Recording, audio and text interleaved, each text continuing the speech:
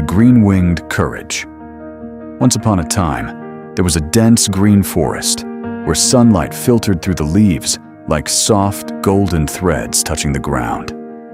In that forest lived the smallest yet most energetic creature, a tiny green insect. Its name was Liro. Liro looked very ordinary: small body, leaf-like green color, and delicate wings. But inside him lived an unusual dream. Every day, he would look up at the tallest trees and wonder, will I ever be able to fly to the highest branch of this forest? But the other insects always laughed at him. You are just an ordinary insect, Liro. Why do you dream of flying?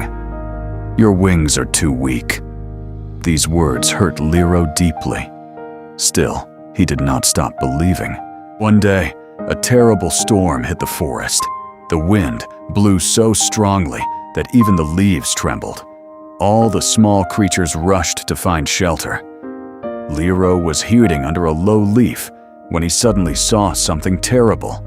A small ant was being swept away by a stream of water. The ant was screaming for help. Others were too scared to come near. But Liro did not hesitate. He gathered all his weak strength and tried to fly for the first time beyond his limits.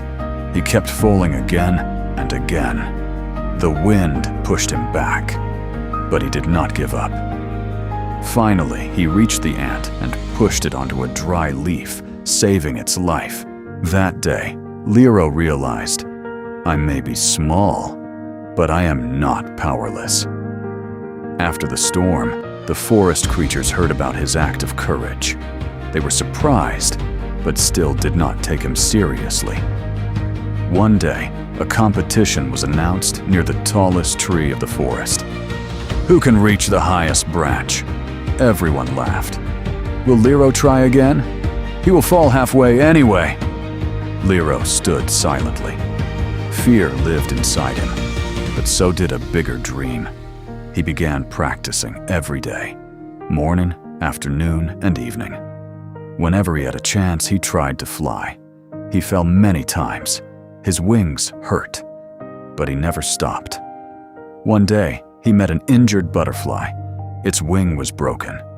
Liro helped it, brought food, and stayed beside it.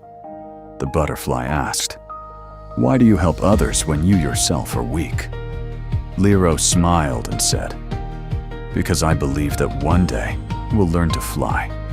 And when I do, I will also want someone to help me." The butterfly looked at him and said, "You are not just learning to fly. You are discovering your inner strength." Days passed. Liro was no longer the same. His wings grew stronger. His fear slowly faded away.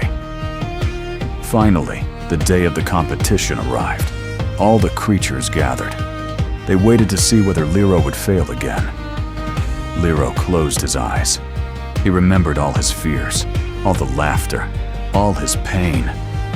Then he flew. At first he stayed low, then a little higher. The wind tried to stop him, but this time he did not stop. He kept rising. Slowly, he reached halfway up the tallest tree. Everyone was shocked. "Is this real?"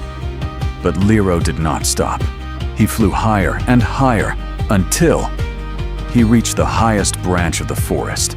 All the creatures stood in silence, amazed. The same insect they once laughed at was now standing at the top.